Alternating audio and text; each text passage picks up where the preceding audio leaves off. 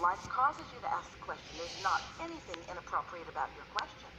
Your perfect question lets us offer you this perfect answer, and it ties into what we were talking about earlier. Observation is what sets the vibrational tone foremost. And so when you decide, I must not be hearing as clearly, first of all, rather than using the word hearing, let's use the word focusing on the energy stream. Because we're not yelling in Esther's ear and then she's yelling it out to you. We're not whispering in her ear and she's yelling it out to you. We are offering our knowledge in the form of vibration that she is interpreting. So when you say hear, what you really mean is receive. And to receive, from your electronics, your tuner has to be set to what you're reaching for. But the thing about this hearing from non-physical is that step one is, that's the question. Step two is, source offers the answer. Step three is, you got to receive the answer. And so, as you're standing there with the asking and with trying to hear the answer, sometimes your asking gets in the way of hearing the answer. Does that make sense?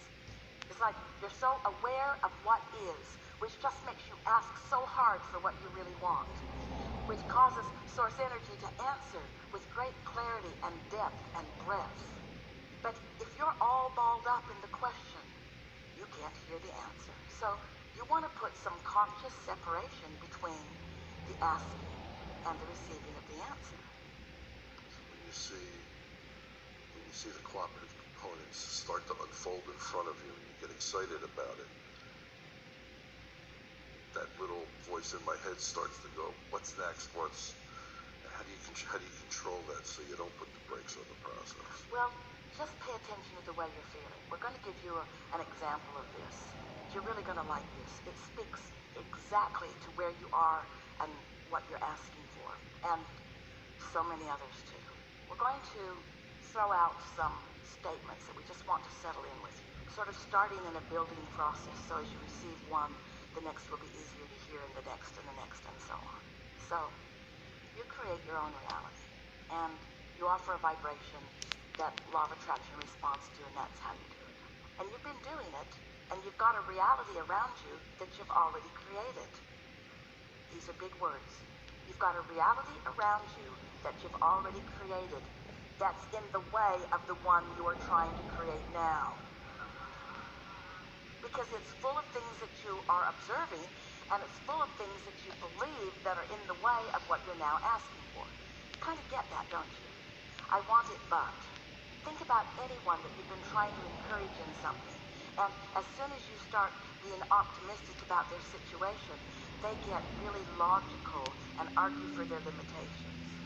And after a little while, you sort of want to give it up with them, because it's like, you've talked me into it, you can do this.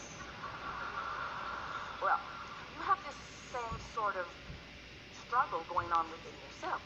Your desires are being challenged by your beliefs, but your beliefs will morph and modify to satisfy the expansion of that which you are about. It is the eternal nature of all that we all are. So, there is this now reality that as you're involved in it, and how can you not be, and you're seeing it and hearing it and smelling it and tasting it and touching it, and how can you not be? And that observation is in the way. So, over time, we've written a whole lot of books with a whole lot of processes to help you to bridge those beliefs, to help you lighten the tension on those beliefs that are preventing you sometimes from going to where you want to go. Well, it's one way of doing it, and it is an effective way of doing it. It's a tedious way of doing it. It's kind of a slow-going way of doing it. There is an even faster way of doing it, but you're so practical-minded, and most of you want to dig in and make it happen. And so the processes that we offer, Esther uses many of them every day for tuning, for aligning. We are encouraging that you utilize them to your benefit. But we want to hear, right now, give you an understanding of something and a little new methodology that will answer the problems or the question that you just presented to us here. So, here it is. We have established that now reality is in the way because there's so much to observe. So if I don't have enough money, and I'm saying I want more money, saying I want more money activates the stick about money. And since I don't have enough money and that the stick is the most active end of the stick, then I sort of don't make any progress most times when I bring it up. So something is required to make it easier to activate the what I want into the stick without activating the what I've got into the stick or what I really don't want into the stick. Because the stick is really two subjects, and you've practiced one end of it more than the other end of it, no matter what the subject is. So imagine that you have a pile of sticks, and one of them is about money, and one of them is about sexuality, and one of them is about lovers, one of them is about religion, every subject in the world. One of them is about how you want your house to look and what color of paint you even like. In other words, there's a big old pile of sticks. And there's the what I want into the stick and the what I don't want into the stick. And those ends of the stick are vibrational in nature. And the wanted end of the stick is a very different frequency than the what I don't want. So you could, if you could catch it early before you're already on this end of the stick, you could take a subject that you feel mostly really good about, and you could focus on it, even daydream around it a little bit. And you could accomplish an activation of a vibration that puts you solidly on this end of the stick, which means, and this is what we want you to hear, now you have access to every stick in the pile from that end. It's so much easier to find any stick in the pile that feels good to you, path of least resistance good, and then to get to the solution of every problem in the world, or to the answer to every question in the world. So much easier to do it that way than to be on the other end of the stick and try to convince yourself that what you really want is the other end of that stick. Are you following? We want you to approach your stick pile. There's a contradiction in the words that we're going to offer to you here. Vibrationally rather than physically. And the stick pile itself is what we meant by the contradiction in that. We want you to be a vibrational seeker rather than a subject by subject seeker. In other words, we want you to care about your vibration. You see, if we can convince you that you care about your vibration, and we can get you to do some things that allow you to allow your vibration to rise, now you have access to everything that's in the vortex, and now the magical seeming unfolding of this phase of your life, meaning this minute and the next minute and the next minute, maybe a few hours of it, are going to unfold in a way that they often don't unfold. Haven't you noticed the better it gets, the better it gets, and the worse it gets, the worse it gets? Haven't you ever gotten off on a negative run where everything that happens goes wrong? You forget this, and you forget this, and you forget this, and then you stub your toe, and then this happens, and then this happens, and then you slam your hand in the door, and then this happens, and then this happens, and then you go to the doctor, he cuts the wrong finger off. It's time for a nap to stop the moment. In other words, the better it gets, the better it gets, the better it gets, the better it gets, the better it gets, or the worse it gets, the worse it gets, the worse it gets, the worse it gets. Because law of attraction is always in action. Law of attraction is always responding to you. Now we're going to make some of those basic statements that we said we would make. One who's connected to the stream or to the source energy, or who is under the influence of source, is more powerful than millions who aren't. So there's so much power in the accomplishment of this. We're just wanting you to care about reaching for it. And the next thing that we want to say is that when you are creating your own reality, let's say it's a business enterprise that you're in the process of creating, or a relationship, or it's a project that is more confined, like the building of a building or anything.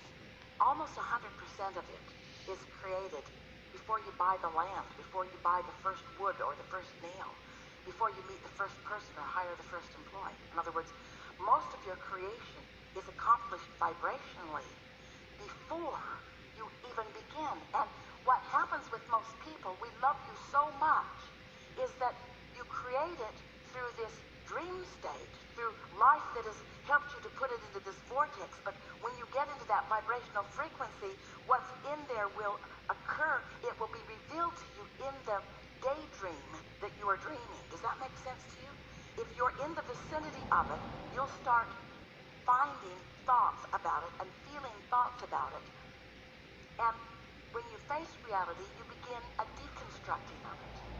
Now, those are not accurate words because you can't deconstruct what's in your vortex. You can never let yourself live any of it. You can wait till you croak to even recognize the hugeness of it and the validity of it. But this will never be deconstructed, and your inner being and all of your inner being's buddies, all of us are hanging out there, witnessing the cooperative components being gathered. In other words, it's a big deal what's happening on your behalf. You have to find some way of being in the vibrational vicinity so that it can begin occurring to you, not just because that's how the manifestations happen, not just because that's how these thoughts turn to things, but because that's how you live happily ever after. That's the only way that you live happily ever after. You can't have allowed your life to build this vibrational reality, and you have allowed your life to build this vibrational reality, and be in any moment in time depriving yourself of it because you're focused in opposition to it. You can't be doing that and feel good at the same time. That always sucks. That always feels bad. It always feels like defeat or disappointment. It always feels like tension. But when you turn just the slightest in the direction of what you want, that's all it takes for positive emotion to replace negative emotion. Just be turned and facing in the direction of this, because the momentum of your attention in that direction will become greater and greater and greater until you will feel the power and the rhythm of it, and you will be in that place of receptive mode, that place of reception where you will understand that, where you will understand it because words don't teach, it's life experience that teaches. So as we speak to you these laws of the universe, and you feel the resonance of them, if you can accept that you are vibrational and that you have a vibrational reality and that it is calling you, and the better you feel, the more you are tuned and turned that way, and the worse you feel, the more you've got some belief that is still stuck in your vibrational craw, that you've got activated, that is preventing you from allowing yourself to be called in the direction of what you really want. Once you consciously acknowledge this and then you start living life and watching, what you begin to notice is there's an absolute, every single time, correlation between your mood and attitude and what is unfolding. It's either magical or not magical. And there's some stuff in between, but not really very much. You have strong emotions these days.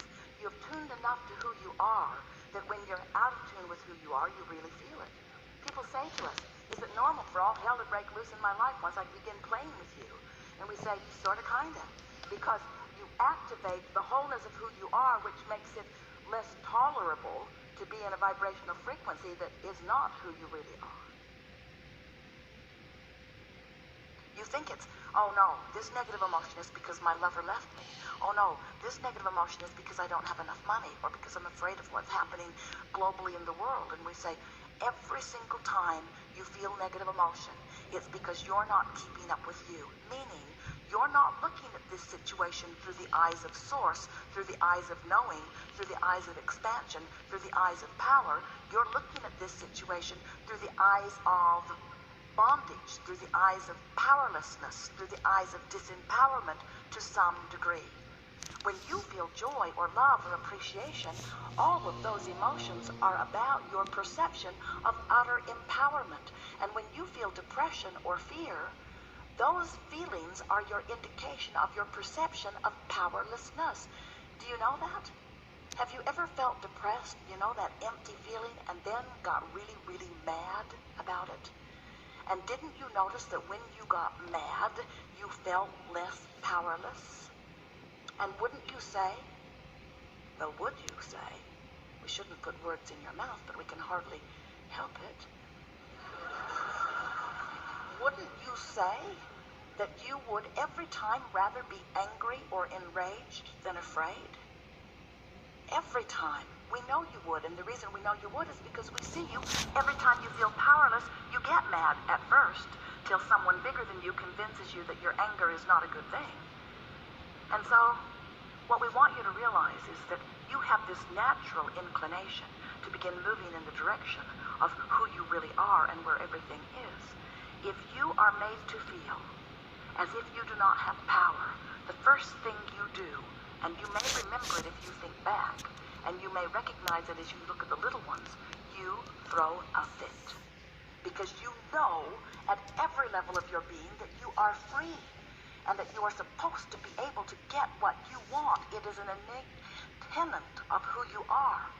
So when someone tries to convince you that you are not, it's like a pillow pressed to your face. You flail about.